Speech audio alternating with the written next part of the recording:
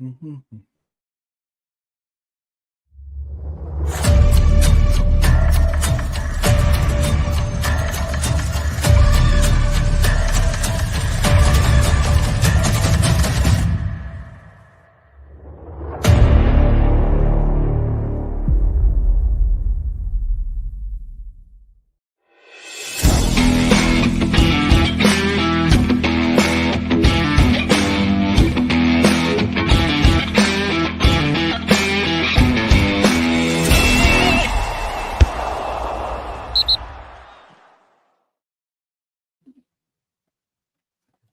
Good evening and welcome along to Friday's Endless Celts Podcast. It's kind of been infiltrated by the Monday Club and me and Anthony. James hopefully will be joining us. He's having some serious tech issues. It's just showing him as a blank screen and it's like his mic and camera's locked out and neither us nor him can seem to lock it. So he's got to keep trying. So we'll keep an eye out for him.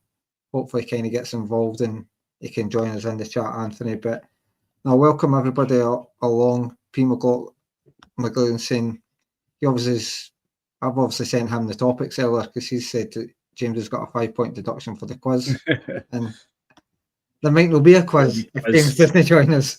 Funny enough, P. McLaughlin actually had a quiz online. But we'll probably still do it with just one. Anthony will then win. Who the hell? Is this you, Anthony, adding Celtic strips? I have just added stuff in there. I figured we're going to talk about that later. That's fine. No, it's fine. But no, welcome everybody. Thanks for kind of sticking us. We're a wee bit later. We're a wee bit later because of myself. And a 9 o'clock start. And, well, James has had issues with his tech. But no, we'll just kind of get fired in. And as I say, it's Friday. We have a wee bit of fun. We'll talk about the football and stuff. Anthony come up. But first of all, just how are you, mate? It's been a wee while since I've been on with you, I think. Not too bad. With the I missed Monday there. Had to take a bit of time off, and obviously with the international break, it's been a couple of weeks since I was last on. But I think this is my first ever Friday effort with the Endless Celts, so I'm not too sure what to expect. We're starting a wee bit later, so I reckon we might touch midnight at some point. Gav's knowing. Gavin Ross on there, so there's a good chance we'll know. True, but I've started, so you never know what happens. The quiz is going to throw me because I like to think I'm better than Stephen in the realms of football outside of the last 10 years. But I naturally draw blanks when people put me on the spot. So even with a 5-point deduction, young James might actually still beat me. But will that be doing well because there's actually only 5 questions? That would be well. And yourself, Franny, how are you doing, pal? Aye, all good. I'm a wee bit annoyed James is known because I wore my Louis Palmer t-shirt jumper for him and that.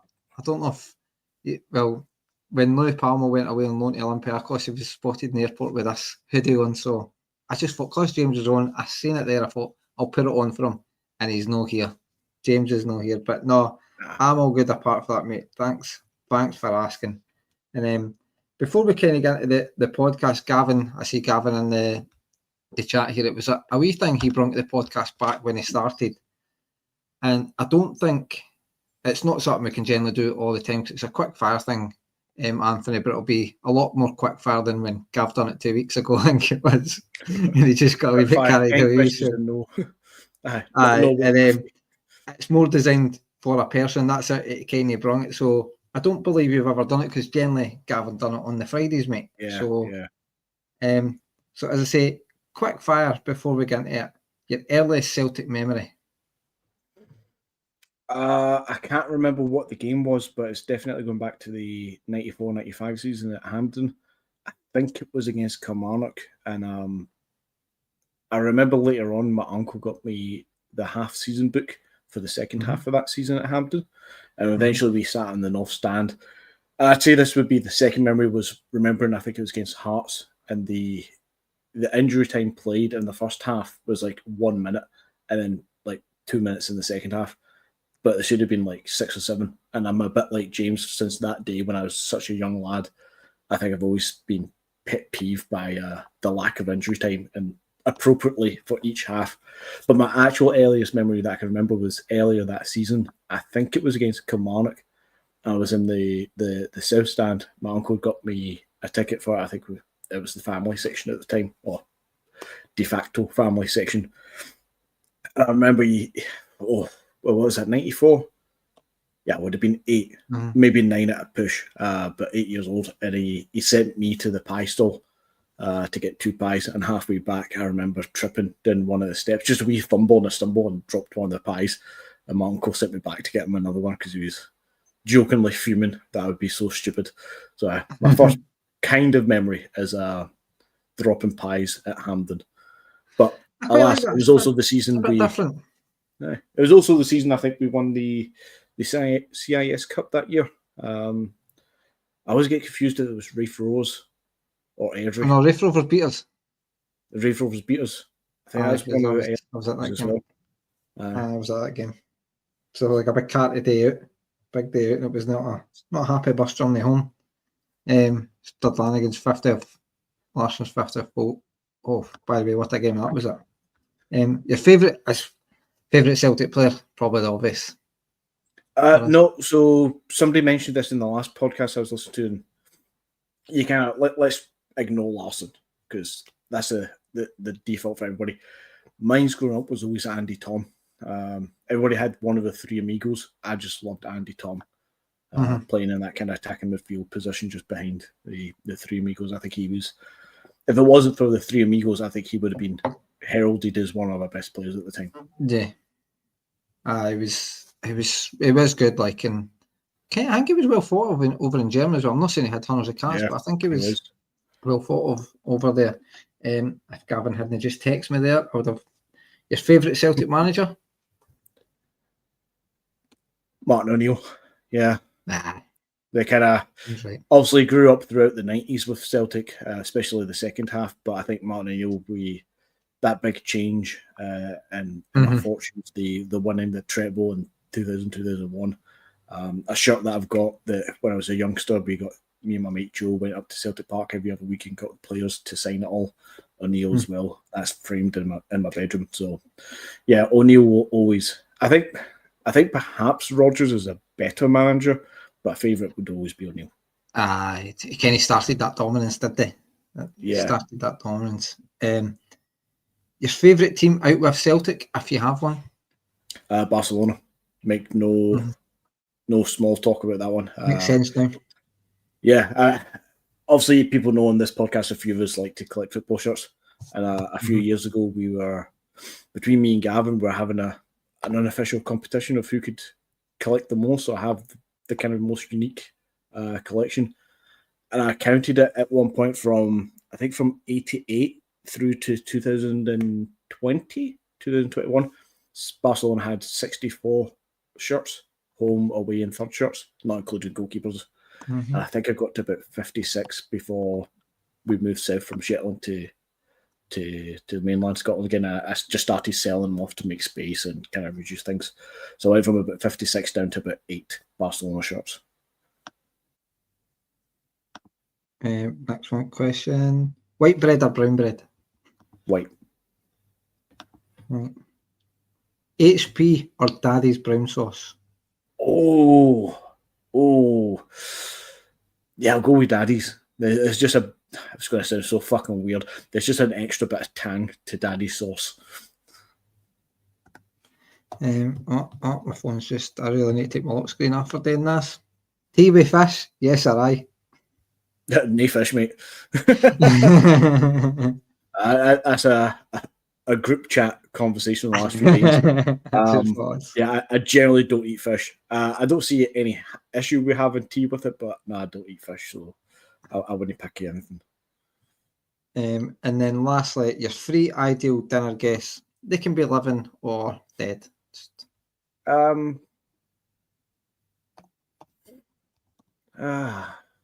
not very quick fire, is it? I'll be honest, it's not. But Gavin used to ask that type of question. Again. On it, so. Assuming that I can speak some sort of Spanish or Messi can speak some sort of English, I'll put Messi there just as the greatest of all time footballer. We can have the kind of caveats. We can We can assume the language is not going to be an issue, mate. Yeah, go with that. Messi. Because who else would you talk football about? We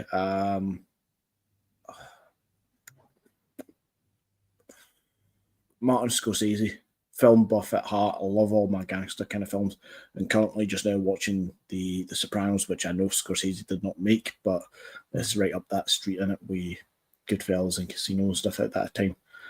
And Jock Stein. Good conversations. Obvious reasons. Good conversations, yeah. Good conversations. And then just another wee feature, Gavin Dunn, since it's Friday. Don't worry, we're not really going to expect any insight into this because it actually amazed me. So on this day in 1989, Celtic beat Liverpool 4-2 on penalties in the Dubai Super Cup. Sure. Correct. I don't even know what the score was in the actual game.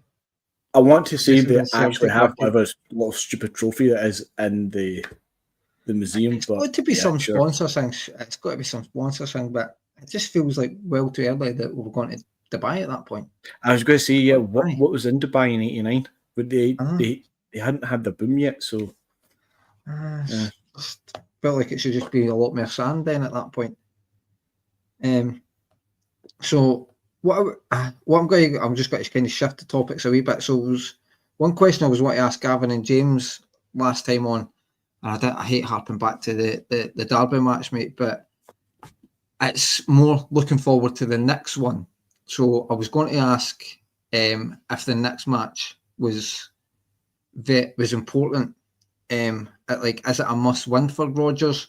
Not, I'm obviously not hinting that should Rodgers be sacked if it is to get a defeat, nor should he be sacked at the end of the season, because as the guys were talking on Monday, in terms of the league's destination, the game is meaningless in that sense. But when you consider the last two games against Rangers and even the cup final, there's been a wee bit of shift. They seem to be playing the same way against us, but we're not really seem to count on that. So it's more, does Rodgers need this one more than a sense that Rangers need the win, if you like? If that makes sense. I would say that Celtic needs the win rather than Rodgers. I don't think Rodgers has anything to prove overall in that sense. As you say, it's not going to be a game that's going to get him the sack.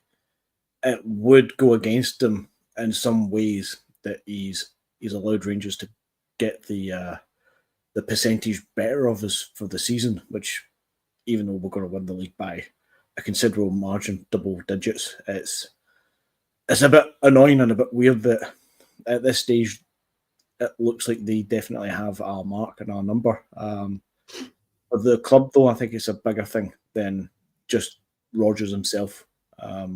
We know Rodgers. When you go back to last season, go back to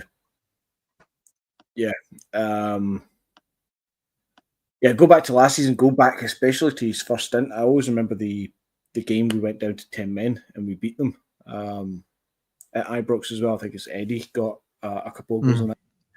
We know Rodgers tactically can outsmart and outplay them, but something's happening in the last few games where, is it Rodgers? Is it the players? Is it complacency? Is it a bit of everything? Do the players have complacency, but then Rodgers gets the blame because he should be stamping that out? Probably, yeah. The buck will always land with the managers to a large degree. But I don't think just because of this season that Rodgers is a shit manager or he can't beat Rangers. I mean, look at our European showings. We've beaten bigger and better teams. It's kind of like when we played Livingston a few years ago. They always seemed to be our bogey team. Every time you went against them, London Dykes was bullying Julian and stuff like that. It's almost like they've become a bogey team this season. And I think because of who they are, we were fixating on it a bit too much. And it's almost that monkey on the back thing coming again now. We are definitely the better team. We just need to get that victory over them. And we need to, whatever's wrong, where We start the game slow. We think we can pass the ball around. We allow them to get in our face. We know from the outside, like from fans, we know they're going to start like that. We know the ref's going to favour them. The ref's going to let them get away with a lot of things. Every single game they get, their game plan is basically get in your face and disrupt our football. They're going to pull our shirts. They're going to give us the wee kicks and the wee nudges and the heavy shoulder barges off the ball. They're going to stop us playing, is how they operate. They don't operate to outplay us. They operate to stop us playing.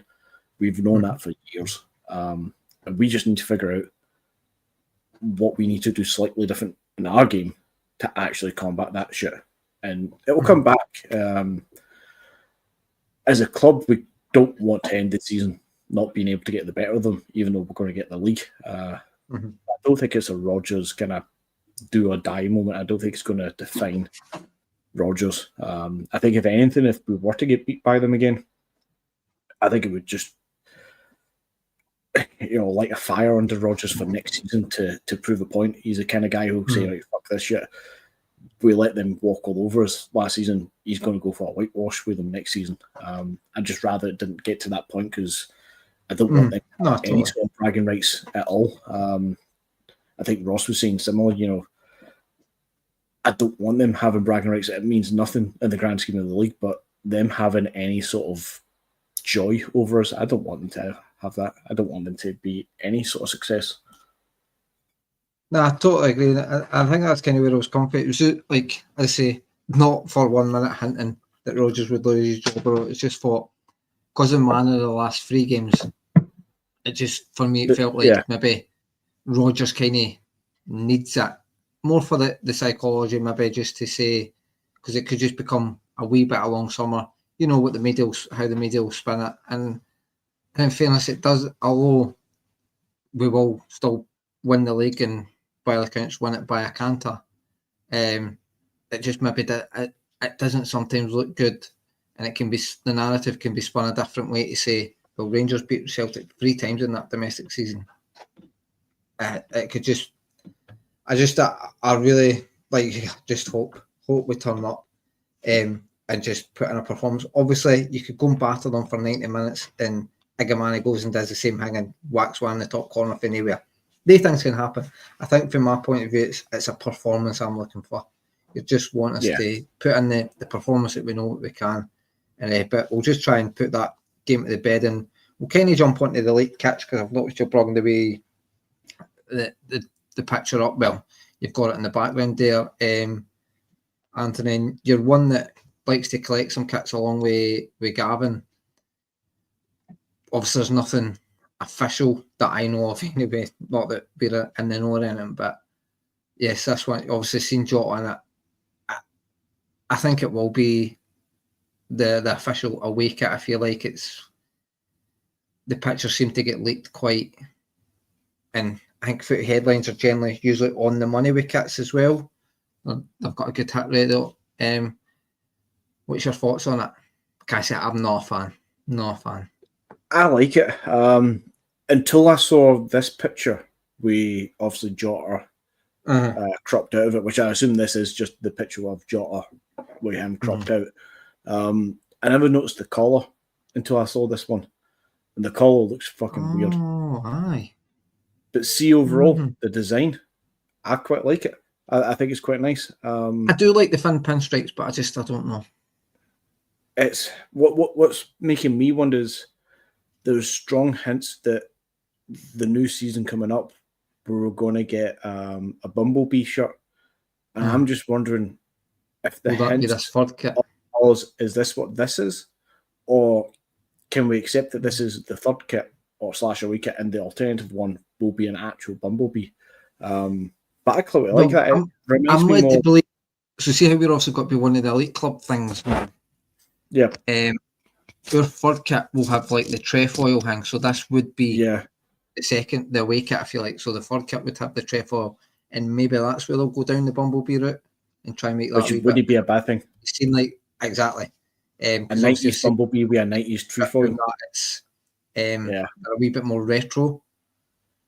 So well, I could talk, but just looking at it in the picture, it's not for me, but dare say I'll change my mind. It's got big vibes of the.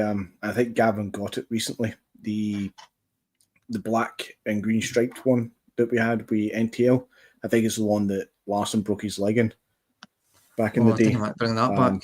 I bring that back. No, especially if it means the dog does he break his leg. Back, but I like it. I like the colours to it. I like the darkness of it. It's definitely. It'll probably be different when you see the full kit and that. Like Jota was wearing with a pair of jeans and that, so you're like, I didn't really get proper idea. But what I just hope is that the design goes all the way around the back and it's not just a plain black back. As long as the kind of lines go around. I know. Aye. We'll see. I dare say it will be the kit, or it'll not be far away. Maybe Adidas have just been chucking wee things out there to get the feelers, but I don't know. I'd say early April. We've got a month and a half, 2 months to go of the season. It's not unknown for kit leaks to happen March, April time. So it's not too early. Sometimes us in the last few years, we've been really late to get announcements. But as far as kind of leaks are concerned, it's not too early. So it's viable. The picture that was leaked, usually you get ones and it's on a mannequin, or you can blatantly tell it's CGI to fuck. Or it's using an old template and they just kind of colour things over with different club badges and stuff. This one actually looks like a new template, and the picture's taken, from what I can tell, it looks like it might be in somewhere like the Carradale suite. Yeah, because I mean, obviously, like you say, with technology, you could superimpose that there, but it looks pretty genuine. Yeah, it looks genuine as hell. See if this came out about 6 weeks ago, I would say it was going to be like the unofficial fourth kit that we've done, the kind of Celtic origins, the Irish one, and the anniversary stuff. If it came out 6 weeks ago, I would say that's what this was going to be. But because of what's happened in the timing, I think it's safe to say this is at least the away kit for next year, if not third. I think so. And then we'll move on to another talking point that's been this week. Many thought maybe it was an April Fool's, Anthony, considering the day it was broke about league reconstruction. Only the powers that be at the SPFL could somehow think we fought for ages and ages to increase the league, albeit from 10 to 12, and only then, when they do surveys, when everybody wants it bigger again, can they come up with a great idea of going back to 10 teams. Now, I really hope they don't. I believe you need an 11 to 1. So if two teams vote against it, it's not going to happen. But I was listening to, I think it was PLZ's Soccer, I think it was saying that their worry is, that everybody that I've heard talk about it, even Open Goal, they were dead against it. Everybody I've heard talking about it was saying that what teams, like, because obviously it'll guarantee 4 games against Celtic and Rangers come to their stadium, and teams might look at that and vote if that's the option. Because I don't know what the deal is, if it's I don't know if the status quo is an option, or is it 10, 14 and 16 like they said. And obviously the 14 and 16 probably takes away some, certainly 16 teams will. 14, I don't know how that would be broke down to, but that probably takes away some of the Celtic and Rangers teams games coming to their stadiums, so they might then vote for this 10 team, and I think it'll be a disaster if they go to 10 teams. I can't see it. As you say, it's an 11 to 1 vote system, so as soon as 2 people vote against it, that's it, dead in the water. And to go from 12 to 10 teams, your minimum, looking at 2 teams getting relegated, if not 3, depending on how you want to cut it up. Technically, whoever comes last must be relegated. Then you've got the whole playoff thing. Do you automatically just let second place? No, you wouldn't let second place come up. There's a whole rigmarole about who comes up from promotion regulation. You're not just killing 2 people down. You're also killing a third person coming up. So I can't see. You're asking Ross County, Kilmarnock, St Johnstone, Dundee just now. They're the bottom 4. You're asking for all 4 of them to go, yeah, sure, we'll take that risk that we'll be the second team to be chopped. Yeah, okay. They're not going to go for that. It's never going to happen. in that sense. Because surely, essentially, with that, so how would that? Because so, say for example, so we'll take St Johnstone, is it St Johnstone, Dundee, Kilmarnock, the bottom three? The now, I mean, it's irrelevant. But just go with the three. Maybe Ross. I think it's Dundee, Ross County, then St Johnstone, Dundee, Ross County, St Johnstone, Ross County, Dundee. I think that's the bottom three, or Kilmarnock. It's irrelevant. But just say 3 teams at the end of the season, and next season we're going to this 10 team.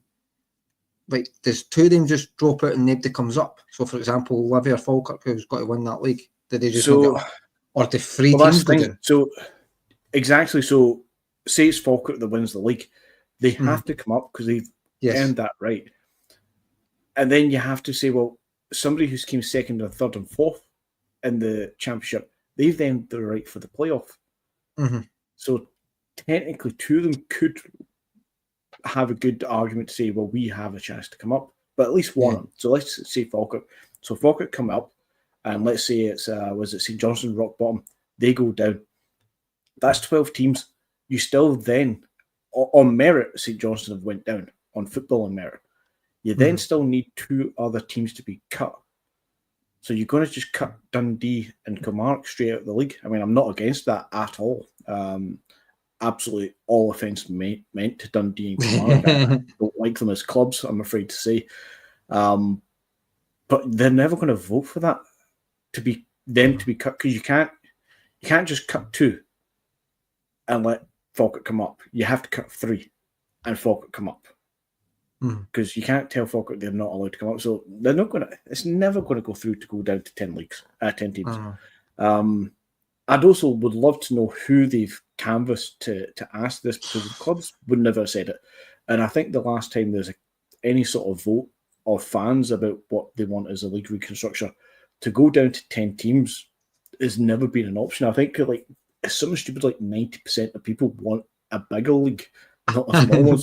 So where they're getting any sort of appetite for a 10-team league is a mystery. And that's why, as you said at the start of this, the day that it came out was April 1st. Has it just been a weird fucking April Fool's? But they've never came out and went, gotcha. So fuck knows what they're doing. Your point, though, about the whole kind of getting Celtic and Rangers to play 4 times so they can get 2 times at Rugby Park, at Tannadice or whatever. I don't think that's as big a thing. I personally hate when the other clubs know. Kilmarnock done it a few years ago, and somebody's doing it. That was at St Johnstone doing it this year, but they've actually come out and announced, we're going to sell 3 stands to Celtic because they expect us to win the league on that day. And I think that's a shocking way to run a football club. And I know people will say, well, money talks business at the end of the day. I get that aspect of it. But see, if you're going into a football match with the expectation that you're going to get beat, so you've sold out 3 sides of your stadium to allow your opponents to have a party because you fully expect them to beat you that day, sport's dead at that point. Why are you even a football club? Why you even pretend to be a sports club if that's the attitude you've got, is to literally accept defeat before you've even kicked a ball? I think that's a really poor way that some of these clubs look at it. But weirdly enough, when Rangers, however way you want to cut it, were not in this league, nobody complained. They all celebrated it, actually. They all were proud to turn around and say, we survived without your money. And since then, the likes of Hearts have cut the allocation, Hibs have cut the allocation. I'd assume that other places generally have cut allocation as well. I think almost everybody's cut allocation of Celtic and Rangers fans because they don't actually need it. They've proven over many years now they don't need to sell full sides, multiple stands to Celtic and Rangers, and they've got by quite fine. So I think someone will be stupid enough to say, we need them at Celtic and Rangers 4 times at Tannadice or wherever it is they want. But they don't actually. They can survive quite fine without this. So I would hope that they would vote sensibly. For me, I would restructure the entire fucking thing, go 20 teams, scrap the League Cup, go double-rounded Scottish Cup, start everybody from August and totally revamp the whole thing. throw the TV deal at the window, go to yourself with the whole SPFL TV deal. You would be chucking a TV deal because as much as I would like a bigger league, probably got to 16 or 18 with twice a season, maybe recreate how the playoff system works down south.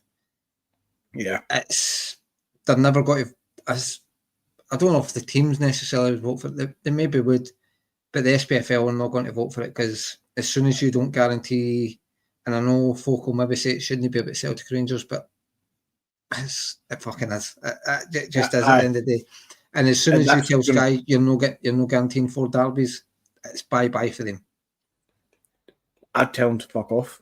Honestly, I would. I'd tell them to fuck off. I know you've got strong view because we've had this debate in the podcast, in the group chat, and it's nobody else is chapping the door for that. I mean, as much as I want to go to a bigger league, it's never happening for me. Because the romantic side of me wants to full force go down that route, but I do accept reality as I will not go that way. But if there's an option of 14 or 16, I'd go for 16. I would legit go for 16 and play 30 games, home or away. Cut the split altogether. I'd cut the split. Fuck me, the split. Because I think they were talking, if I'm right, the 16 team one, it would break into a split. I can understand it because I'm not a fan of the split, but see the last couple of seasons, I think it's kind of worked more for the bottom and a wee bit of the top half. Yeah, it's kind of worked and it's made it exciting out with the title challenge or the lack of a title challenge. Although there was, some will argue there was one last season for a wee period. But the split is something I've never necessarily been a fan of because there's so many times I've not got it on to note, but I can guarantee more times than not, I'm willing to put my neck on the line and say more times than not, the team in 6 have finished with less points than the team in 7. And that technically should never happen in a league format. Exactly. It shouldn't happen. It should never happen.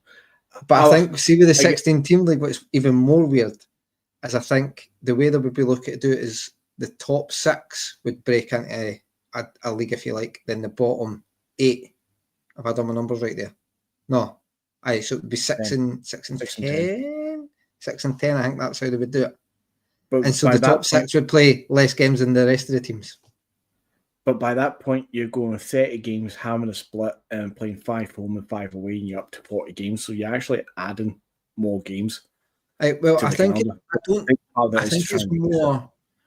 It's the bottom 10 would technically play more. They would play 2 more games, whereas the top 6 would play 2 less games or something. The way it works out, they would still guarantee your 4 Celtic and Rangers games, but you're playing some games less. So it's essentially the league. No, everybody in the league plays the same amount of games, which is just mad because again, though, at that point, you're now giving the bottom 10 teams more chance of more points. So all you're going to do is have you could take more teams could actually have points to get 4th, which means that the team that comes 7th would have points to get into a European spot, but not actually be in a European spot. I hate the split with a passion. I think it's absolutely useless. I think if you're trying to complicate the split like that, it's because I think the only way they're doing the split like that is to try and guarantee the 4 derbies and things like that. But if you're doing a split, it's got to be right in the middle. Every team has to play the exact same amount of games. But for me, I would go bigger. I would try and push 16. I think you would need to go 18 if you're going twice a season. But I know who said P. McLaughlin said he thinks UEFA push for 38 games, so that then maybe confuses it. You maybe kind of go to 18. Possibly, and maybe they do, but I'm sure Germany's one of the lowest kind of games. Do they not play like 33, 34 games? I think Germany's, because was German League's 18 teams.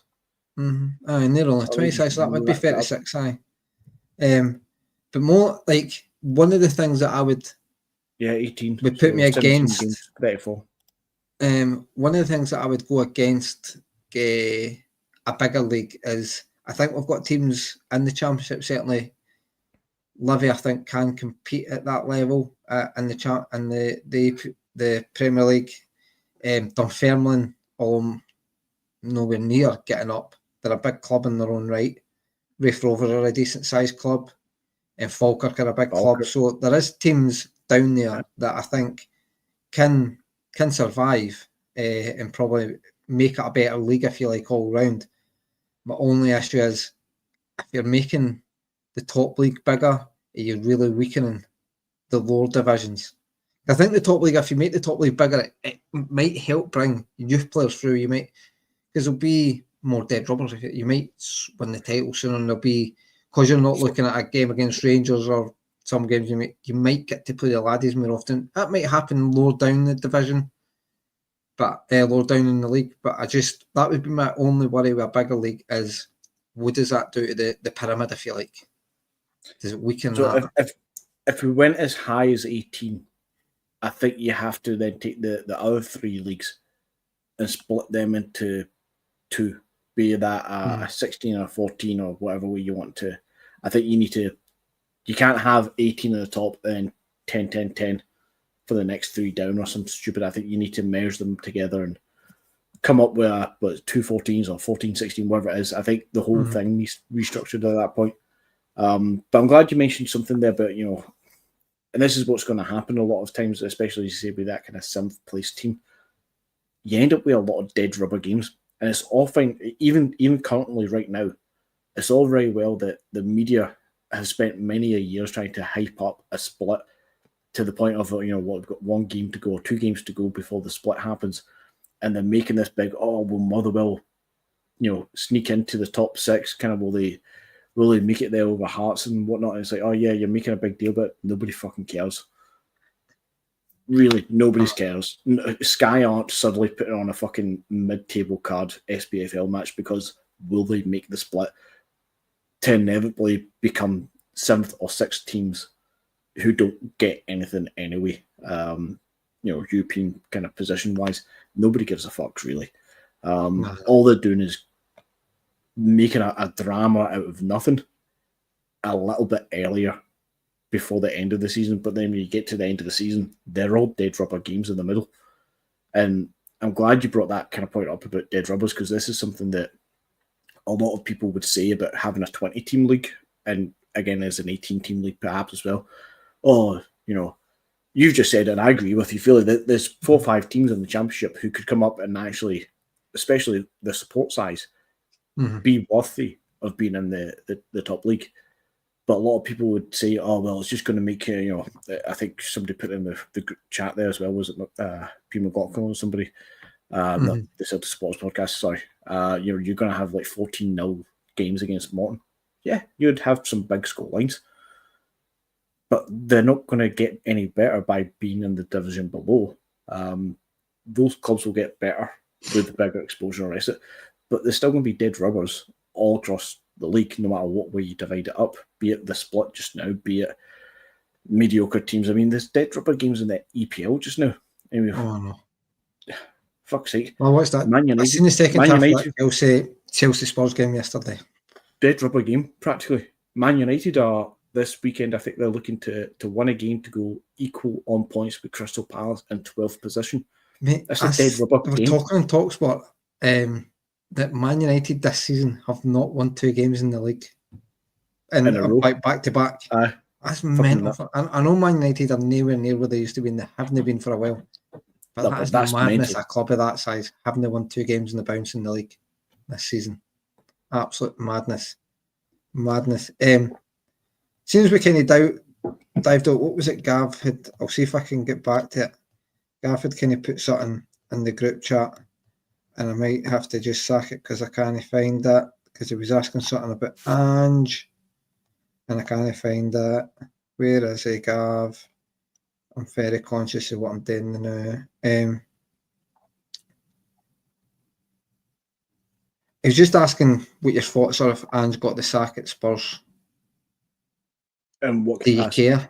Thought on Ange? Yeah. I saw a comment, I think it was on Twitter or X, whatever you call it. Somebody mentioned, the kind of, as a Celtic fan, that they're kind of going off Ange over the last little while. And I get that a wee bit. now that he's not our manager, I get that some people just lack of interest. A lot of people are like this, but once you're outside of Celtic, they don't really care. But with somebody like Ange, I think a lot of us wanted to see him do well down south. But at the same time, we all can appreciate that Spurs, we all said it was the wrong club to go to because they are run, without going down a tangent of how badly I think Celtic are running the board kind of shit, but they're running a very similar way to the way that we're run. You've got people in charge who are great businessmen, but they don't have a fucking clue about how to run a football club. That could be a shout if he gets the sack. Yeah, possible. Japan. Right, possible. I mean, he's done fantastic with Australia. So he's well regarded and known over that way of the world. So you can get a tune out of people in that sense. But yeah, for Ange to go to Spurs was always a weird fucking move. I've got my opinion of why he left Celtic and how he left Celtic. Spurs was just a weird club to go to because if he thought it was going to be bad under Peter Lawwell at Celtic, then going to Spurs under Daniel Levy was he has had a bit of money, fire into a frying pan sort of thing. You're getting more exposure, more money, but you were never going to get a better ride out of it. There's a really weird fucking club to go to. It's a poisoned club. I mean, you can't have guys like fucking Mourinho and Conte flopping there and not ask bigger questions. I think it was TalkSport I was listening to as well today, and they were making that comment that there's people in the backroom staff of Spurs. They've been there for 10, 15 years. Very fucking similar to us. Nobody questions the backroom staff of why did all these players get injured, and it's on Ange, but nobody's questioning the backroom staff who have let the manager down and the players down, or all these failures throughout the years. Everybody points a finger to Conte, to Mourinho, to whoever, Pochettino and stuff, but nobody questions says, hold on a minute, they keep enforcing the same backroom staff on new managers, and the managers don't have a fucking chance. The managers, and I get this is Ange has said it when he was at Celtic that he was happy enough to come in on his own. He comes in on his own, he does his own thing, it works for him. But at the same time, the manager ends up being on the outside. Like as soon as players and stuff start to turn on, or people inside the club start to turn on the manager, they're all a little, tightly knitted group. The manager's he's the outcast. So I don't know. It's just always a weird one for Ange to go there for that specific club. I think there's a lot of comparisons to Celtic and Spurs and how we are run boardroom level. I think it's a weird one for Ange to pick that club. Back to the real question, though. I mean, my opinion on Ange, I want to see him do well, and I kind of really hope he wins the Europa League, and then he says I'm out, rather than getting pushed out. I think we can all agree he's not going to see next season at Spurs. I think if he wins the Europa, he might, because he's getting a crack at the Champions League. I think he would still walk away from him. I think he's done. He might walk away from it, but I think he needs to. I think if he doesn't win the Europa, he gets sacked. Oh, he's 100% sacked if he doesn't win Europa, 100%. But I think if he wins the Europa, he might save his job. But at the same time, I think he walks away. Maybe a good time to go. Right, I can't where this is gone. I may as well go on a high. No, I get it. I get it. It makes sense. But we'll kind of bring it back to Celtic and the curious. I mean, you were saying how it's almost a link there, a segue to saying it was a wee bit of a strange club to go to. Another strange thing's sort of arose recently, and that's a curious case. Narowski, who came kind of out of the blue for the Rangers game. Obviously, that was due to injuries. He was arguably the best defender on that day, and probably rightly kept his spot against Hearts. I thought he performed a wee bit better at Hearts. Do you think he's got any future at Celtic, or do you think it's just what Rodgers just being, well, he done well? It's only fair that I play against Hearts. I think we need to see what the next week or two holds for him. If he holds down his place ahead of Trusty and Scales, because Carter Vickers is the nailed on. I think it says good things if he keeps his place in the next few weeks, that there might be a future for him at the club. I agree with a lot of people. He's never blown us away, but at the same time, he's never done anything wrong. He's never been a poor-looking defender. By any stretch, he doesn't look bad. But I think he's had a couple of good games. The Rangers game, I mean, practically nobody gets a pass mark, but I think Narovsky gets the thumbs up for the Rangers game. And he done well at the weekend as well. So we'll see how he gets on the next couple of games.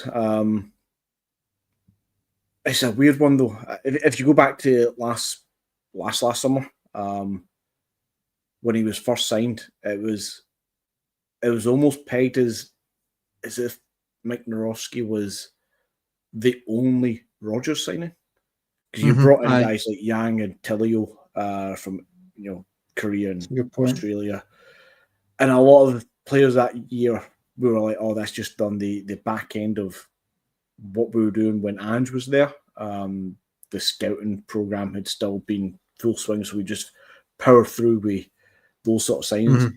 And it seemed like Narovsky was the one and only one that Rodgers had identified. I think some people linked Narovsky to the Leicester as a signing when Rodgers said like the year before or something. So there was a tenuous link that Rodgers might have actually wanted him. But then it just got really weird when it turned out that Rodgers just didn't want to play him for whatever reason. But it's similar with Lagerbielke as well. But Lagerbielke, I think it was Lagerbielke and Scales played like 4 or 5 games together last season at the start. Played against Rangers. I think they played in Europe as well together, and they had like clean sheets, like multiple clean sheets on the bounce. And Lagerbielke actually looked like a half decent player. Then all of a sudden it was like him and Narovsky was like, nah, you're not needed, not wanted. And Rodgers has that essentially. Yeah, Rodgers has done that previously. Look at, was it Arzani? Another winger. He was bamboozled by that one. Ross and Stevens spoke about it as well. Yeah.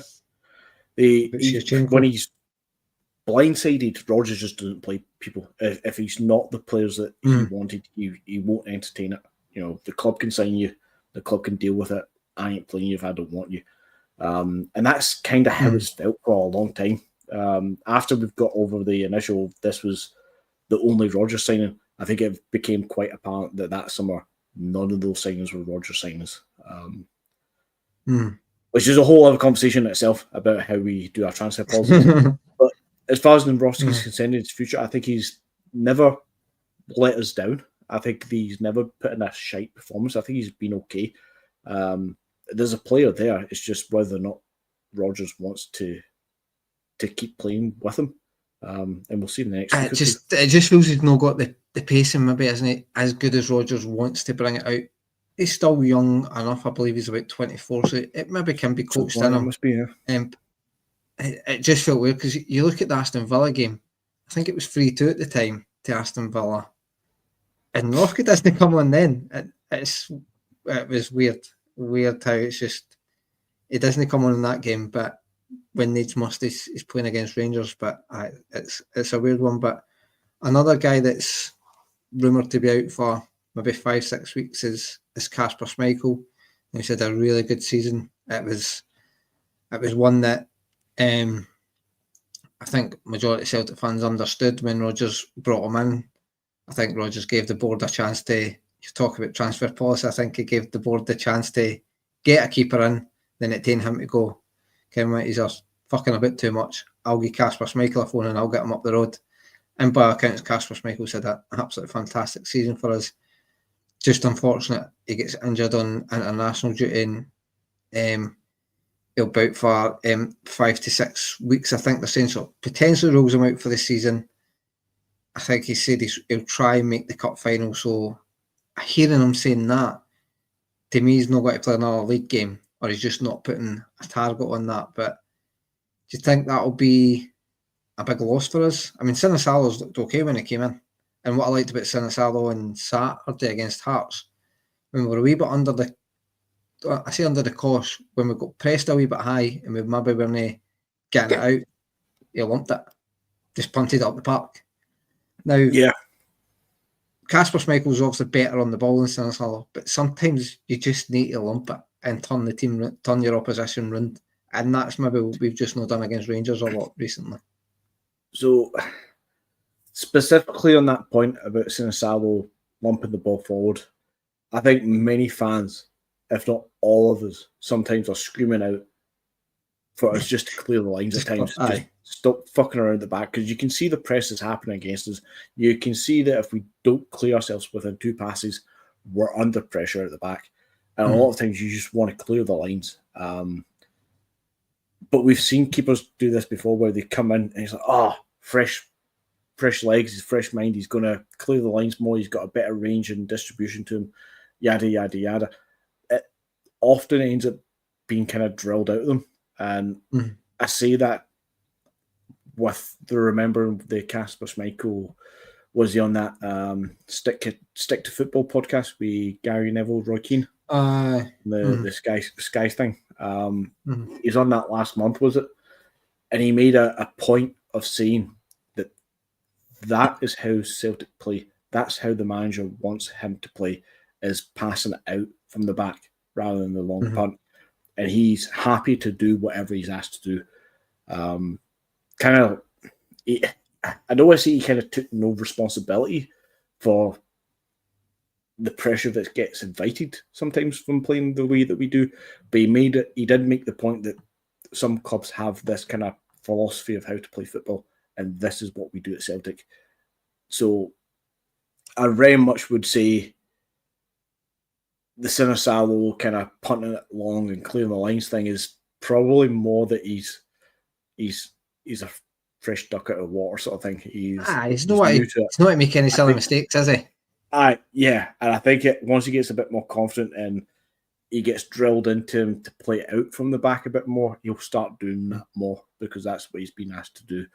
Probably taking the lesser two. He's probably rather lump it than dilly-dally on it and maybe give away a goal. I would rather take the flat for Roger saying, I'm telling you to play it out, than... But if he doesn't do what the manager asks, he's not going to get any more game time, is he? True. So, but I think it looks like if he's we've really got hopes for him, maybe taking over for Kasper Schmeichel, you're going to have to let him make mistakes. You're going to have to let him play his game and feel his way in. I actually seen a rumour that we might go back for Fraser Forster, because apparently he's getting his contract ripped up at Spurs, and we would maybe take him at the end of the season. I don't think that sends the right message to Sinisalo if you do something like that. No, I think that's poor on Sinisalo. I think it's very poor on Sinisalo if we've done that. He's done nothing wrong. He's actually looked all right. He looked good against Hearts, I thought, as well. Exactly. He's looked all right against Hearts. He was Exeter's number 1 keeper last year. I think he played 50 games for Aston Villa. Yeah, I mean, he's experienced enough to be able to cope with a run-in of games where we're 13 points clearing the league with 7 games to go, 8 games to go. Especially with no pressure is as much as no pressure as you can have playing for Celtic. We should not be entertaining another keeper coming in to force Sinisalo out. This is the opportunity that Sinisalo's been waiting for. And you say it's as little pressure as possible. The only pressure he's really got is to make sure that we win at least 2 of the last few games and the cup games. Which brings me to my other point. If Kasper's looking at the cup final to return, I wouldn't. See if that's the only game he's going to return back for. And Sinisalo's played the last 8 games, including a semi-final, that gets us to the final. I think that would be really bad on Sinisalo. For him to win the semi-final, see us technically over the line in the league, and I know the league's all but done anyway, so it's not like Sinisalo's going to win us the league. But for Sinisalo to play 8 games on the bounce, unless he's having absolute howlers, if he's to play 8 games on the bounce and then you just drop him for the final because all of a sudden Kasper's back, I think that also sends a bad message to him. I think you stick with him. I kind of understand what you're saying, but I wonder if it's because it's Kasper, it's a senior figure. He's played the majority of the games. It's a Rodgers, we all know it's a Rodgers signing. Kasper Schmeichel's even said as much how Rodgers phoned him up. I think Sinisalo might understand that. It seems, and it's just the unfortunate nature of being a number 2. I feel like you've got to kind of get binned out when the number 1 comes back. But there is obviously a risk to bringing Kasper back because it's obviously he's out with a shoulder injury. I know we have all the sort of help and support he needs, and he'll be back fully fit. That's the reason he'll be in the team. But I would have no issue if Sinisalo sees out the season. But I do believe if Kasper Schmeichel declares himself fit, for me, he starts the cup final. If we get there, I mean, we should. If there's a semi-final, we could have picked fucking St Johnstone. Bringing that one up just because you see it, that's kind of where I'm at. If Kasper declares himself fit, totally understand that. I think that's totally fucking cruel. Totally understand it, but I think he plays. See if he declared himself fit like 2 or 3 weeks earlier, and you kind of get him into the last game of the season and then the cup final. It feels less harsh. But if he's only coming back for that last game, like and it's touch and go and he's fighting to get back for that last game, I think that's just really poor Sinisalo. I think he's a decent enough comments and similar things. Yeah. From the little that we've seen him, I think he's a decent enough goalkeeper that the rest of the team should be winning the Scottish Cup before we prematurely decide that the goalkeeper might fucking sell the shot. I think the rest of the team should be good enough to see us through, regardless. It's not like even Scott Bain, for fuck's sake, should be all right in the cup final if we get to the cup final. The rest of the team should be. We need to go back to Scott Bain. Rodgers fancied him first time round there. No. But no. I'm intrigued by next season. Kasper's got he's triggered. Well, we've triggered the year for Kasper for next year, which I think is the correct thing to do. I think it's the right thing to do. He's had a brilliant season so far. Why go out and buy another goalkeeper when we've got Kasper for another year and Sinisalo's making his way up? I just want to see for next year. I think Sinisalo had an interview today. I saw a brief 30 seconds of it. That Sinisalo was sold on Celtic under the agreement of knowing what the plan for him was. And it seems like as much as we all want to say, play him in the cup games, we need to bleed him in. I think Sinisalo has accepted and knew that this was how the season was going to look. Right. It was very much as a training year, a development year for him. But I think going into next season, I think we really need to make that transition. And I'm not saying Kasper only plays. Yeah, I think, next season, I think he has to get the cup games, if not some of the league games, and transition into him. By the end of next season, he is the number 1, rather than go the whole season and then just hope that he steps up the following season. I think we really need to transition it as the season's going on next year. It would be good to, obviously, depending on how fixtures work, if you can maybe give him around about 10 games throughout the season would be. Yeah. There's a lot of games for a number 2 to get, and I think a hell of a lot of games. I don't mean disrespect to the lesser, smaller clubs as such, but look at St Johnstone, Ross County, Dundee, and Kilmarnock. They're the bottom 4 just now. If you can give him those kind of games, like bottom 4 relegation games, even the ones at Parkhead, so you're not going away from home. At Celtic Park against those kind of teams, he should be all right. We should be able to get away with that. So, speaking of next season to an extent as well, and it's, I'm not really talking, we've all been raving about Maeda recently, but his form, I think he got player of the month this season, for March there. It's not his upturning form because he's been really good all season, but how he's then moved into the middle of the park. I think there's a guy that's on this podcast right now that's said that a few times, should maybe play Maeda through the middle. But obviously, in the January we sell Kyogo, Rodgers said we were looking for a striker. He wants another striker. Fitzgerald was the name doing the rounds. He also said in the days after the window closed that we tried to get a striker in. We haven't agreed, but the selling club never managed to get something over the like their end of the deal done to bring a replacement in. So, by all accounts, in January, Rodgers wanted that other striker. But he's had to play Maeda through the middle. We all know he could do that. Ross even said that, made the argument that we were stronger in the wide positions and maybe stronger without Kyogo.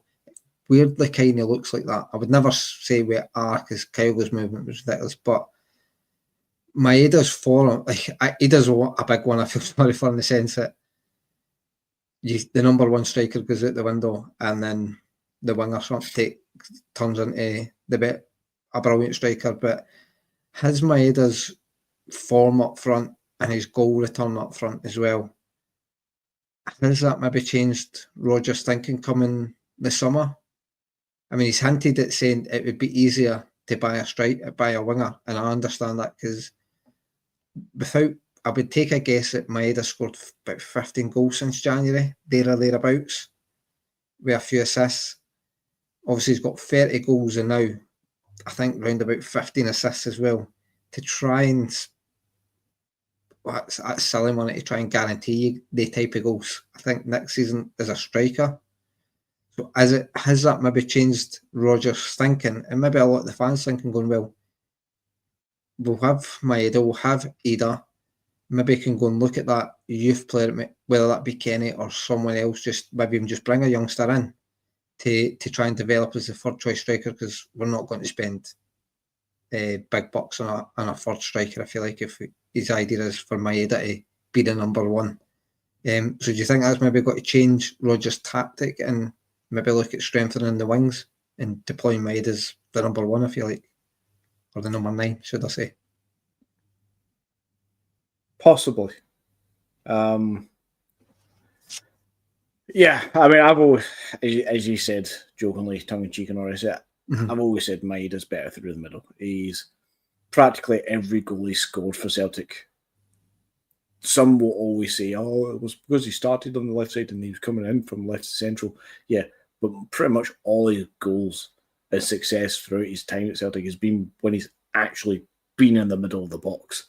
That instinctive reaction, that instinctive burst of pace and running off the shoulder is usually coming through the middle to some degree.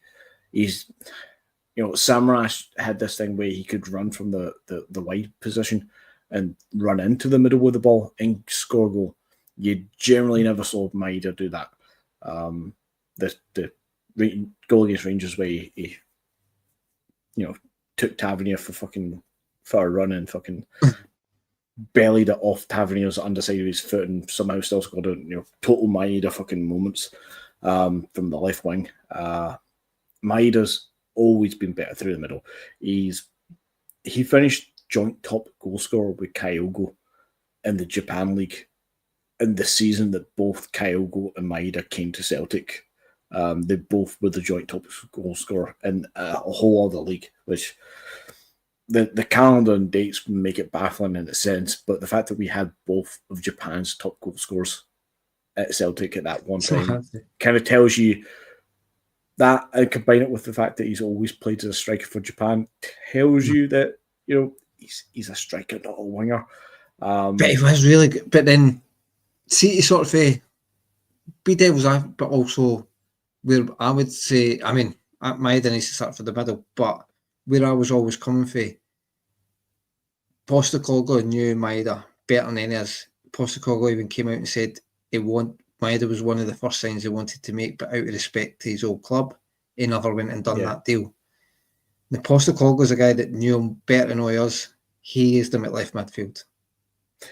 Yeah, and I can't argue against Ange Postecoglou. I mean, I can't really argue against Brendan Rodgers either. They know football infinitely more and better than I do. So, but we can still hold our own opinions here on podcast. That's what we're here for. So, yeah, I'm going to stick by that.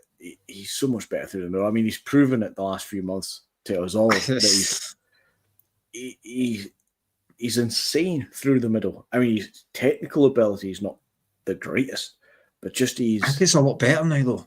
It's been a lot better this season. That's he's even out in the left. Even when he was out wide, his crossing sometimes wasn't great, but I think when he taken his time, his crossing was a lot better.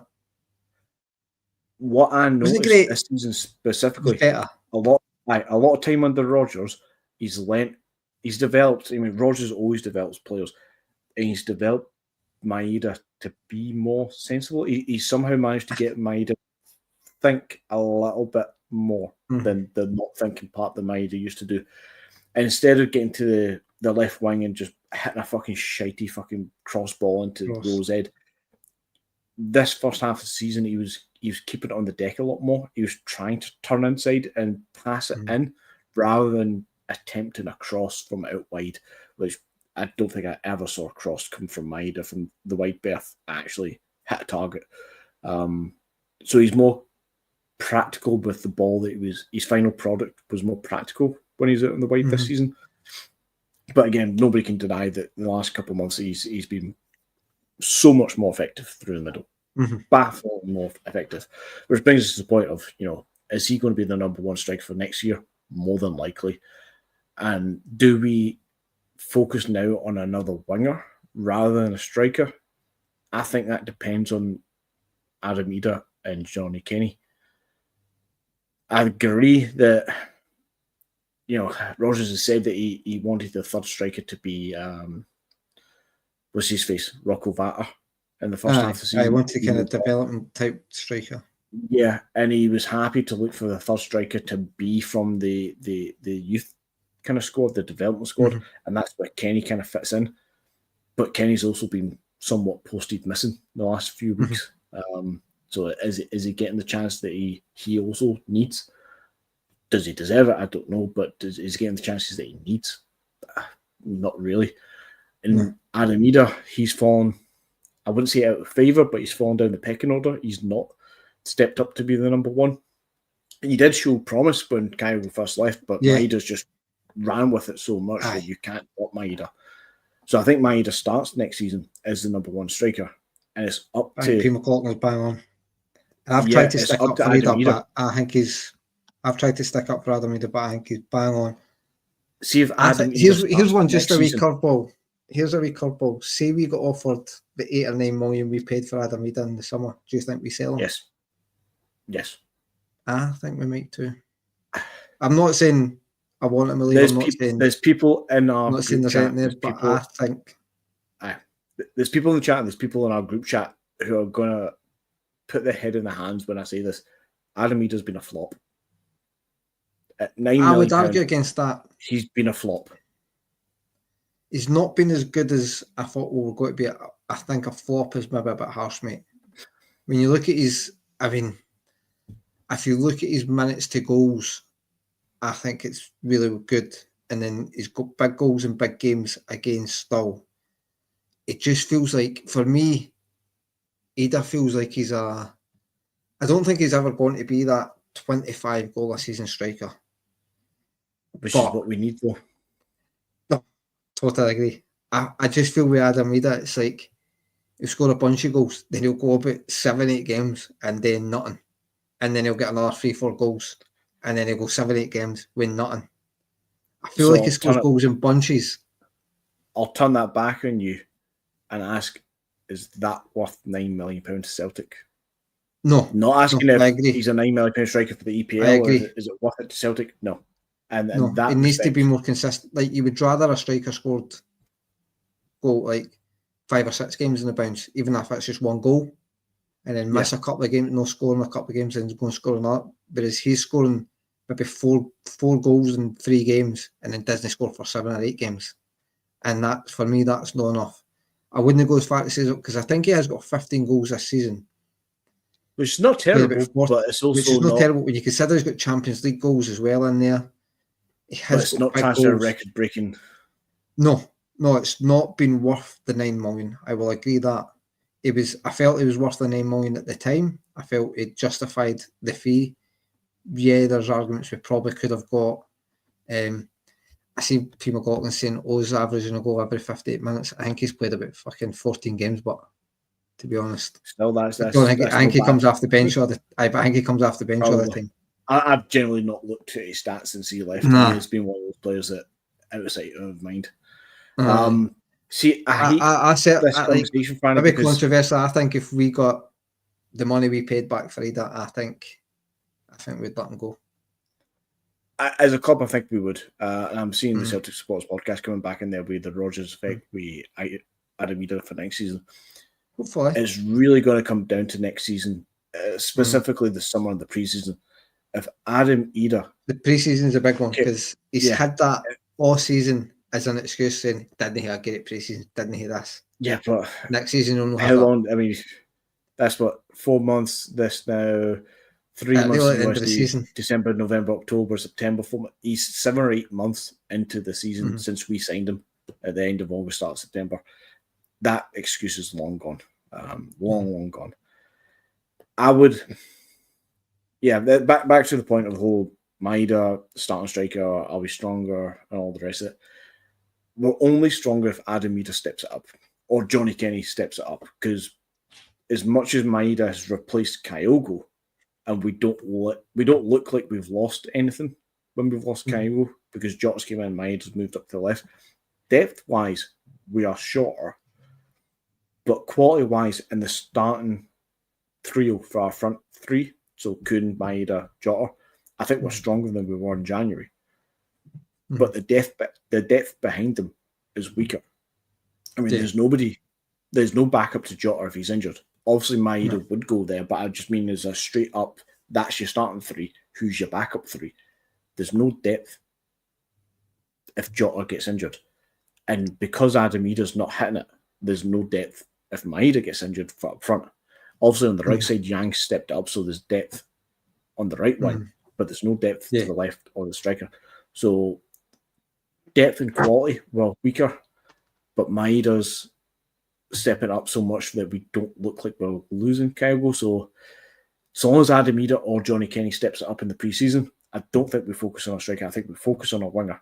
But if neither of those two step it up, then we actually need a striker and a winger. So, yeah. I think if we're going with Maeda as a number one striker, it's obvious we need somebody out in the left. We need back up there. Somebody to compete with Jota. And what I like about Maeda through the middle is, if you look at his first goal against Hearts last week, I mean, I'm not going to take anything away from Callum McGregor's pass. It's an absolutely fantastic pass. But his pace, Maeda's pace, sometimes doesn't need to be the perfect pass. If he's got tons of room, just play the ball over the top, play it into a space, and he'll get there. 9 times out of 10, his pace will get him there, and he's now does seem to have that composure and that technique, because I think it was almost a running joke that Maeda was the scorer of the shite goals that would deflect off, and you touched on it earlier, the one with Tavernier, where Tavernier actually clears it and he blocks it and it goes in for 20 odd yards. That was a Maeda goal. But now it's technique. You're confident with Maeda going through 1-on-1 with a keeper. He's absolutely oozing it. I mean, he's scored a few headers. He's calm and composed. He's got a volley or two in there as well. He's running on the end of killer instinct about him. There's he actually celebrates goals now. Ice cold. I think Stephen called it. He actually celebrates when he scores now as well, which is quite a bit different for him. I mean, it's the best thing I can say is the last 2 years, I wouldn't say I've been a hater of Maeda. I've just never been overly impressed. I think we can just do better than Maeda on the left wing.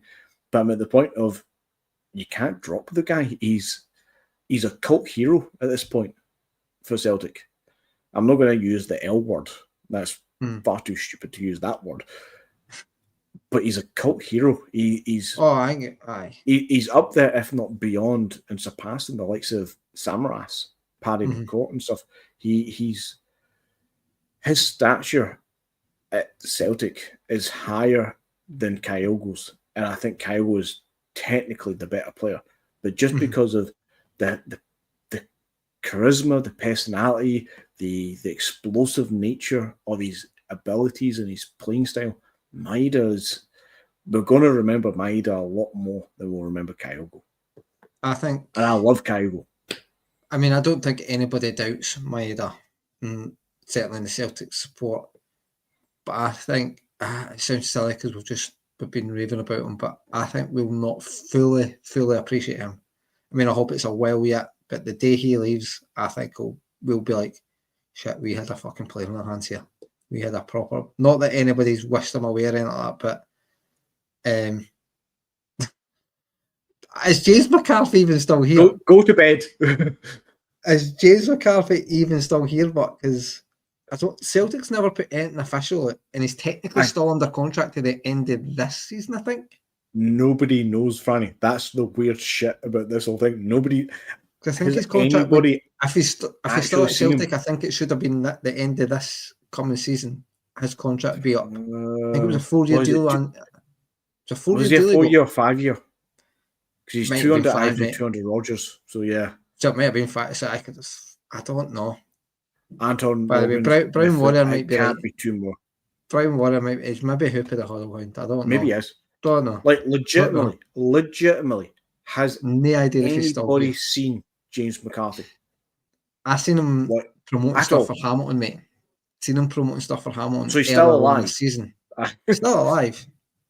Still alive. I also find that fucking baffling and weird. See when players, active players, go and promote shit for another club. I get Hamilton's his boyhood club and all this. I'm not actively against it. But see when you're still contracted to another club to go to somewhere else, just seems all sorts of fucking weird. Aye, it's mental. It's like now, I might get slated for this. I like open goal, and I like Andy Halliday on it. Shoot me. I enjoy him on it, but I do also find it weird as an active player. Like, I don't mind him popping up from time to time, but as an active player, he's on open goal regularly and Super Scoreboard regularly. Just doesn't feel right, and it kind of like Andy Halliday doesn't make any excuse about being a Rangers supporter. And I kind of appreciate that about him. But he's always kind of, and it's like, should you really be picking up Rangers that much when you're actually Motherwell's captain? So I'm going to agree with you and disagree with you at the same time, and then probably comment in a way that you're going to agree with me anyhow. I agree. I find it really weird. And not so much that he's on media outlet kind of platforms. I think that's kind of okay, especially when you come to the end of your career. People are trying to forge inroads to places. I'm kind of okay with it, but it does feel really weird how open and obvious everybody involved in open goal and Super Scoreboard, they know and they talk about Andy Halliday being a Rangers fan. They joke and laugh about it when Rangers have a bad result and he's in on a Monday or Tuesday, is it? And they make a joke about, Andy Halliday's no coming in this week because Rangers got beat. They make a joke about it. And I always, for a long time, was like, no, this isn't right. You can't have a guy. I mean, most of it's no right for Motherwell. How can Motherwell play him against Rangers when they know he's a massive fan? But then he goes away and scores against them the other week. So I'm like, yeah, okay. As much as I don't want this to be an Andy Halliday appreciation fucking podcast, he's clearly playing against Rangers with that kind of reserve. He's given it. He tries. Is he a good player? No, he's not a good player, but he seems to be. He's a raging Rangers fan. I'm not going to want to be his friend, but he seems all right. It does. Annoyingly, that's what annoys me about it, because he actually seems all right. He seems all right. But just kind of sort of sticking with the transfer and just a wee bit, because it's Friday, a wee bit of fun at Anthony, it's what we do. I was wanting to do a wee thing where SPFL watch, if you like. Now, you can say a Rangers player if you want, but it's totally up to you. I see you've got a blank checkbook, you're not need much, but is there anybody within the SPFL, they're not going to go in and be an automatic starter in your team, and that's not being cocky for Celtic. If you go through or 1 to 11, I don't think you go to any team and pick a player to go out and is an automatic starter at Celtic. But is there any player that you would sign for if there was one player, who would you buy for the SPL to improve the squad as a whole, if you like? The easy answer is going to be Lennon Miller. It's a no-brainer. I think we've missed the boat. I think he's going to get a bigger move financially, probably down south, if not to Italy. I think we've missed the boat of trying to sign him. I think we should have signed him probably anywhere between 12 and 18 months ago. when we could all see how talented he was as a real youngster. I think he's now probably got eyes on him from elsewhere that it's going to make it hard for Celtic to sign him. And how stacked our midfield is. You're looking at Bernardo, Engels, McCowan, Hatate, McGregor. That's 5 players there that he needs to get. He would be the 6th choice, and he's going from being a standing captain of Motherwell, playing every single game and every minute for Motherwell, to being 6th choice at Celtic. Development as a footballer is potentially seen as a step down. And I have to say that carefully, because obviously Simasawos went from Exeter on loan, playing 50 games last season, to using Celtic as a good development place. But I think somebody like Len Miller, he's the kind of guy needs to be. Yeah, Brown White. I think Hatate's possibly. I think everybody's almost accepting that. Everybody does. Yeah, I mean, a lot of people try and keep this tied in with Len Miller. A lot of people thought last year he was itching for a move. Like last season, the start of last season, he was itching for a move, and then the transfer window closed. He got injured. A lot of people thought he was having poor games and he was playing shite because he wanted to move. And then I think it was in September time, he signed a new contract at Celtic, and everybody still sat on this. He's playing down the tools. He's playing for a move out sort of thing. And everybody seems to have forgotten that he actually signed a new fucking contract at the point where everybody thought he was trying to get out of the club. And then everybody forgot that he was injured for large parts of last season. And yet when he came back for the last 8 games or something of the season, his goal involvement ratio was actually quite high. For the amount of games that he actually played, he still actually put in the numbers for the limited game time that he played. He generally looks like a huffy, grumpy little player. And he definitely has his brain fart moments in games. He'll make a couple of mistakes. He'll make some wayward passes at times, get caught in possession a wee bit too much. But in the same games, he makes unbelievable turns and unbelievable forward passes to the likes of Maeda and Kuhn that you couldn't replace with many of the players that we can afford to bring into the club. I wouldn't want to see Hatate leave, but I think of the 5 that I've named, we're not going to sell McGregor. We've only just signed Bernardo, Engels, and McCowan. Hatate's the only one that logically you would sell from the midfield. And if we do, Lennon Miller comes in as the 5th choice, and I'd be all right with that.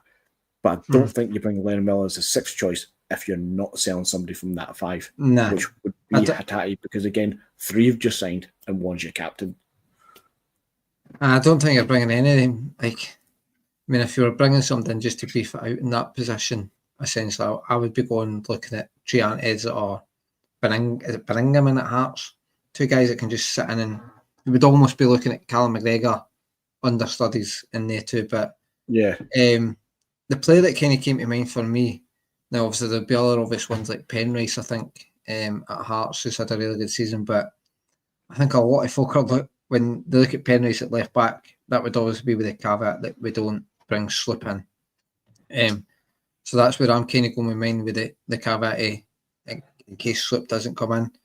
And it's not Penrice. I would be going for Nicky Cadden at Hibs. The boy's had a fantastic season out in the left, and the crosses he puts in, I just think it would suit your wide players. And he's a very similar, obviously not of the level Kieran Tierney, but he plays a very similar style where he'll hog that line and he'll run up and down.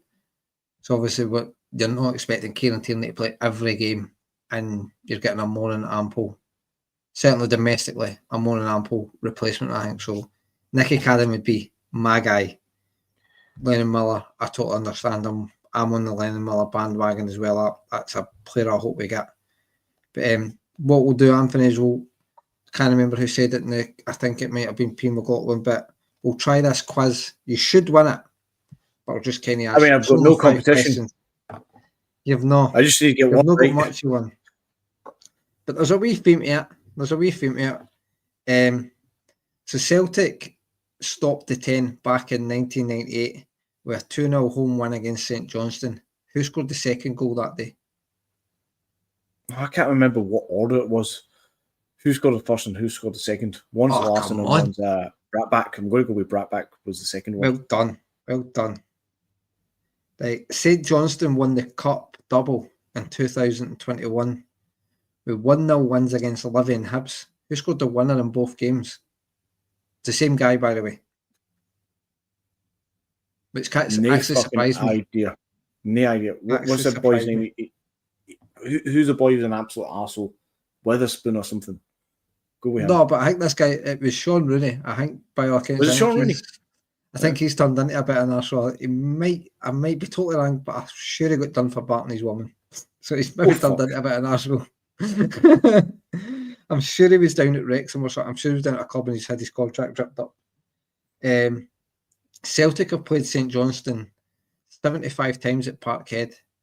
How many times have St Johnstone won? I'll give you a clue. It's single figures. I was going to jokingly say none, but let's go with 75. Let's go with 3. 5. Nice. 1 out of 3 so far, but I mean, I probably wouldn't have guessed 5 either. Question 4. Who's the last Celtic player to score a hat-trick against St Johnstone? It's a shocker because I wouldn't have got this. He's no longer at Celtic. He's ripping it up as a number 6 in the APL now, but Stevie Clark doesn't play him in that position. He never played as a number 6 with us. That's what I will say. That's throwing me more. I know I would have never put him as a 6, but he's doing it for. I can't give you the team because it'll be obvious. For fuck's sake. Anton Rogan's got it in the comments. Well done.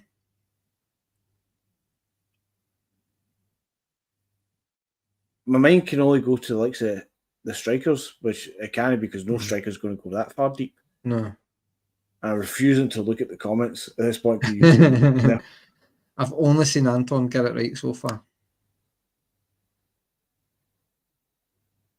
Ayers no scored goals like that for us. P. McLaughlin might be right, but can't I'll pass. I'm really trying. Ryan Christie. I'd have never guessed Ryan Christie. Christie scored a hat trick. Apparently so. Nice chance of him fucking knocking the ball at the park. And as you can tell, there's a relation to Celtic and St Johnstone, all these questions, and so is the last one. Who wears the number 56 jersey for Celtic? It's a clue. The clues Celtic Ralston. and St Johnstone. Well done. You also had a lone spell at St Johnstone. Aye. And that brings us on to our opponents on Sunday. We're away. It's a dress rehearsal for the Cup semi-final, albeit at the semi-final will be at Hampden. This is obviously at McDermott Park. We're actually got to have, it's funny you mentioned it earlier, we've actually got 3 stands for this game because I think providing back when they kind of agreed to it, there was a chance we would have won the league this day if we'd beat Rangers. That's what I mean. I think they were happy to sell out their stadium because I mean I'm with you that I don't think teams should be doing that, but I kind of understood why St Johnstone were doing it. They didn't fill their stadium anyway, so I understood why St Johnstone were doing it for this game. But are you looking forward to the game? And can you, like, St Johnstone a horrendous run now? I mean, are they at the bottom of the table? They're definitely one of the 4. Rank bottom, mate. I mean, the fact that they're in the semi-final of the Scottish Cup, you can't underestimate them too much. You know, some of these teams get random fluke wins every so often. So, you know, on paper, Celtic should walk forward with them, but we need to take them serious. No fucking around to begin with. Hit them early, get 2-3 goals in the first half, and then see out the game if we can. I mean, I'm not dreading the game by no stretch of the imagination. I'm looking forward to it with over excitement above and beyond the normal. Looking forward to watching Celtic play, not overly. It's It's one of those. See, I'm a wee bit because it's getting closer to I get expect us to win it. Yeah, I Oh, expect us to win it. There's more to the outcome of the game rather than the actual game. Like, just getting that one game closer, isn't it? Yeah, I'd get excited about going to Hearts or Hibs because there's a bit of fire in those games, or European games. You go to them, even though you're probably expecting to get, as fans, you're expecting not to get much out of European games. Sometimes you still get excited about the hope of a great performance and stuff. The battle of the wits against big teams. St Johnstone, I'm expecting it to be routine. So I'm not going to be excited about that actual game above and beyond the usual. I like to see Celtic play. But yeah, it's more about what the win eventually means for us going into the following game and winning the league then. That's it.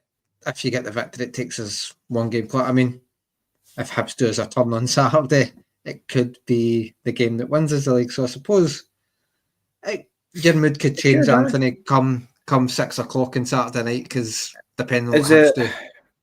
Do we need Hibs to win or just any result for Hibs? Well, so we're 16 Hibs points now. So say that's a draw. It's essentially goes to 15, doesn't it? And then we would win. Say we win, that takes it to 18. 13 points just now. Oh, that's 16. No. What? It was 16 before we played Rangers. So it was essentially go to 12, then we would win it, go to 15, and then that would with 5 games to go. So technically we'd have won it. All but you need to win. Mathematically. Yes. Because 15, you could still, technically, they could still win it on goal difference. Yes. Unlikely considering the goal difference. We're plus 72 and they're plus 35. 37. Holy crap. There's 35, we're 72 in goal difference. How does 37 of goal difference work in 5 games? We would need to get beat 5-0 and they'd have to win 5-0 every game. Something ain't going to happen. Something like that. Yeah. You'd all but win it with all but confirmed. So obviously things could get interesting if Hibs do us a wee turn, but I was going to say it could be tricky at Ibrox. Barry Ferguson's done this amazing thing where Rangers struggle to win away from him. He's struggling to win at him now. I don't think they've won in 5 games. I think if they get beat, there'll be 5 games on the bounce. They've been beat at Ibrox. I reckon I wouldn't want us to throw in. Hibs are 15. Hibs are 15 games without defeat as well, and they've played that. They beat us. They're in form. Mm-hmm. I reckon. I fully expect Rangers to win. Ferguson is about to do enough to get the Rangers job for the next season.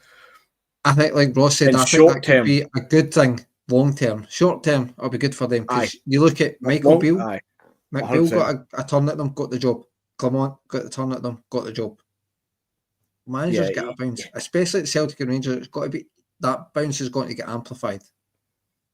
Not many folk do what Lennon done. Lennon obviously came in, got a bounce. Yes, he lost the cup semi-final to St Johnstone. I can't actually remember. Ross County, I think it was, mate. I think it was Ross County, but he won every league game, got the job, and then went. I don't think I'm trying to remember if he actually won the league the following season. I'm not 100% sure, but he's the only real one that I can think of that's went on and actually had success off the back of that. But I think Sunday it should be on paper it's a walk in the park. Obviously, you've got to still turn up and do what you need to do. And do your business, and what it can do. Like St Johnstone do try to play a decent brand of football. It's just they're terrible off the ball. I've seen a couple of their highlights and stuff in a couple of games. They're terrible off the ball. So it really sets down a marker for the cup semi-final. If you can go to their park, get a nice convincing win, it really just sets you up nicely for that semi-final and gets us one step closer to another potential treble. But just before we sort of finish up, Anthony, what would be your lineup and score prediction? Is anybody injured other than Kasper? To my knowledge, no. Yeah, I wouldn't be too adventurous then. So Sinisalo on goals, Johnstone on the right, Sloop on the left. I think Greg Taylor's time's done. I think he might get a couple games when the league's tied up. Possibly. I think he comes off the bench often to give Sloop a bit of a rest for the cup games, but I think the club, Rogers especially, is probably now accepted that's done. So Johnson on the right, Sloop on the left. I would, as much as Nawrocki is a right-footed player, I would still play him alongside Carter Vickers. Midfield trio, usual trio, Hatate, McGregor and Engels.